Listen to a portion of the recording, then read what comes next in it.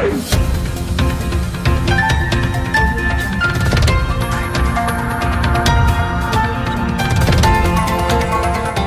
देख रहे हैं मगरा न्यूज राजस्थान, खबरें सबसे तेज। राजस्थान में कोरोना मरीज का आंकड़ा पहुंचा 4000 पार। अब तक 115 लोगों की मौत। राजस्थान में लगातार कोरोना पॉजिटिव केस सामने आ रहे हैं। मौतों का आंकड़ा भी लगातार बढ़ रहा है।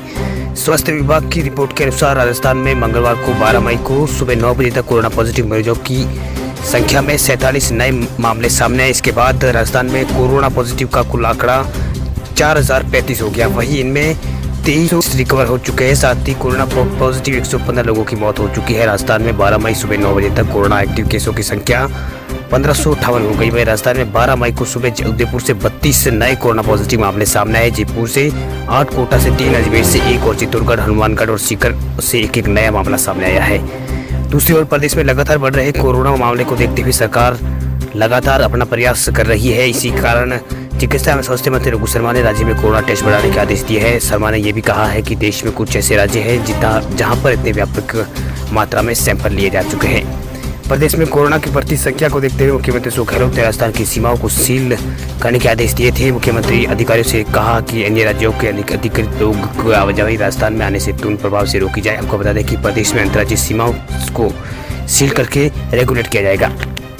कोरोना महामारी के कहर देश में कम होने का नाम नहीं ले रहा है। वायरस से निपटने के लिए केंद्र और राज्य सरकारों के बीच हर संभव कोशिश की जा रही है। इस बीच भारतीय राष्ट्रीय राजमार्ग प्राधिकरण ने सोमवार को कहा है कि फास्टैग तकनीकी कोविड-19 संकट के दौरान लोगों की सुरक्षा सुनिश्चित कर रही है, क्योंकि इसकी मदद से बिना संपर्क किए राजमार्ग पर टिकट वसूलना आसान हुआ है, वहीं चुंगी करना आसान हुआ है। फास्टैग एक राजमार्ग चुंगी कर वसूलने की रेडियो आवृत्ति आधारित एक तकनीकी है। इससे वाहन पर लगा दिया जाता है। राजमार्गों पर इसकी पहचान करने वाले सुविधा ही सीधे व्यक्ति के बैंक खाते में चुका मतलब पैसे टैक्स काट लिया जाता है, टोल काट लिया जाता है, वही ग्राहक के पास उसका संदेश भी पहुंच जाता है। मई 2020 की शुरुआत में देश में कुल 1,68,068 करोड़ फास्टैग जारी किए जा चुके हैं। वहीं एक बयान में कहा गया है कि फास्टैग सिर्फ वर्तमान में नहीं बल्कि कोविड-19 लॉकडाउन बंद में भी बहुत उपयोगी साबित होने वाला है। प्राधिकरण ने कहा है कि अब जब देश में राष्ट्रीय प्रौद्योगिकी दिवस मनाया जा रहा है तो हम इसे प्रौद्योगिकी का उपयोग किए बगैर कैसे रह सकते हैं। इससे हमारे जीवन को बेहतर बनाया है। ये तकनीकी टोल कर के बूथ पर मानवीय संपर्कों से टोल वसूलने की सुविधा देती है। ये चालकों और टोल कर बूथ कर्मियों के बीच कोरोना वायरस फैलने की संभावना को ना के बराबर करने वाली तकनीकी है। राजस्थान में जियो का दबदबा बरकरार। एक माह में 3 लाख ग्राहक जुड़े। भारत में अग्रणी डिजिटल सेवा प्रदाता कंपनी ने जियो ने राजस्थान में एक बार फिर से अच्छा प्रदर्शन किया है। जियो ने राजस्थान में 31 जनवरी 2020 तक 2.41 करोड़ों को आधार हासिल कर दिया है। इस बड़े ग्राहक का आधार पर जियो राजस्थान में नंबर 1 टेलीकॉम ऑपरेटर का स्थान बरकरार रखा है। दिनों कोरोना वायरस से हालातों से अप्रवासी मजदूरों का एक बड़ा हथियार साबित हुआ है। ट्राई के द्वारा इस हफ्ते जारी गई रिपोर्ट के अनुसार जनवरी महीने में जियो ने कुल 2.9 लाख नए उपभोक्ताओं को जोड़ा है और अन्य दूरसंचार ऑपरेटर से बेहतर प्रदर्शन किया है। जनवरी में वोडाफोन, आइडिया और भारतीय एयरटेल ने ग्राहकों के आधार पर 59,809 और 74,220 से कम हुआ है। वहीं ट्राई की रिपोर्ट में कहा गया कि राज्य में बीएसएनएल ने भी अच्छा काम किया है। बीएसएनएल के ग्राहकों में भी 60,000 नए ग्राहक जुड़े हैं। वहीं राजस्थान में कुल वायरलेस सेवा के ग्राहकों के आधार पर 31 जनवरी 2020 तक बढ़कर टोटल राजस्थान ग्राहकों की संख्या 6.55 करोड़ पहुंच गई है। वहीं इस महीने में कुल ग्राहक का आधार 2.22 लाख बढ़ा है। वहीं ट्राई की रिपोर्ट के अनुसार जियो राजस्थान में 2.41 करोड़ ग्राहकों के साथ शीर्ष पर है। वहीं इसके बाद एयरटेल 2.12 करोड़ के साथ दूसरे स्थान पर और आइडिया और वोडाफोन इसमें 1.38 करोड़ के साथ तीसरे स्थान पर। वहीं बीएसएनएल 61 लाख ऑपरेटरों के ग्राहकों के साथ चौथे स्थान पर है। जियो राजस्थान के सभी 33 जिलों को जोड़ने वाला एकमात्र 4G नेटवर्क है। जियो आइडिया और स्मार्टफोन और लाखों पिक्चर अपने उपभोक्ताओं को डिजिटल जीवन में जीने के लिए सक्षम कर रहा है और राजस्थान में जियो का विकास भी इसमें योगदान हुआ है। जियो राजस्थान में अपनी श्रेणी का निर्बाध नेता है, जिससे किसानों, मजदूरों और विशिष्ट नागरिकों, वरिष्ठ नागरिकों और छोटे शहरी स्टूडेंटों और व्यापारियों में काफी संख्या में बड़ी से जियो फोन अपनाए जा रहे हैं। कोरोना वायरस से लड़ाई में अब नई रणनीति अब जिला स्तर पर रखी जाएगी। इन्फेक्शन पर नजर। कोरोना वायरस को हराने के लिए हर संभव प्रयास किए जा रहे हैं। इस कड़ी में पूरे देश में कोरोना वायरस के लिए पुख्ता सर्विस तैयार की गई है। इसका मकसद है जिला स्तर पर कोरोना इन्फेक्शन पर नजर बनाए रखना। इसके लिए हर जिले में हर हफ्ते कोरोना के 200 टेस्ट और हर महीने 800 टेस्ट कराना जरूरी होगा। ये रूटीन टेस्ट से अलग होंगे।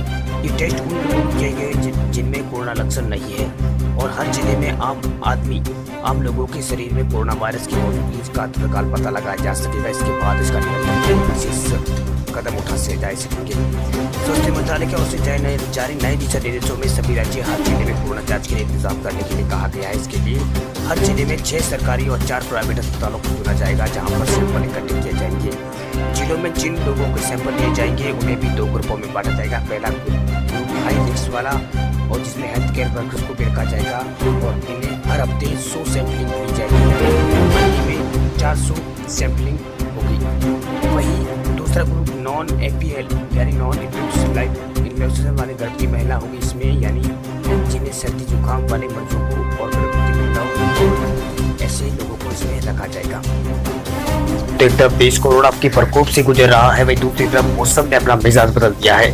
रविवार को उत्तरी भारत के उत्तर प्रदेश और दिल्ली, राजस्थान के उत्तरी भागों में तेज तूफान के साथ बारिश हुई। इस दौरान राजस्थान के रण प्रदेश में रेत का तूफान दिखा। वहीं तेज हवाओं के कारण दिल्ली में धूल का गुबार उड़ी।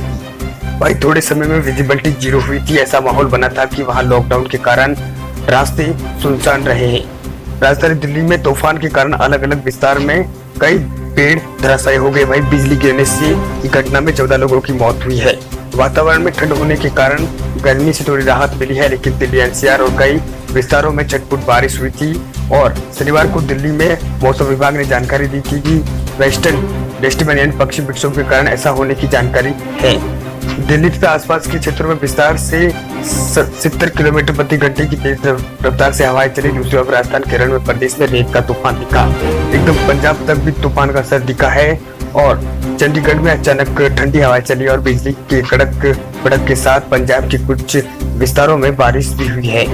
वही गत सप्ताह मौसम विभाग ने आगाह किया था कि उत्तरी भारत के कुछ क्षेत्रों में सामान्य से हल्की बारिश होगी। रविवार को इस वातावरण के कारण दिल्ली का तापमान 4 डिग्री की कमी दिल्ली के तापमान में हुई। वहीं सोमवार को सुबह को दिल्ली में ठंड बढ़ी है। अभी 3 दिन तक मौसम विभाग का कहना है कि उत्तरी भारत में मौसम बरसाती रहेगा और हवा की गति में वृद्धि होने के आसार है।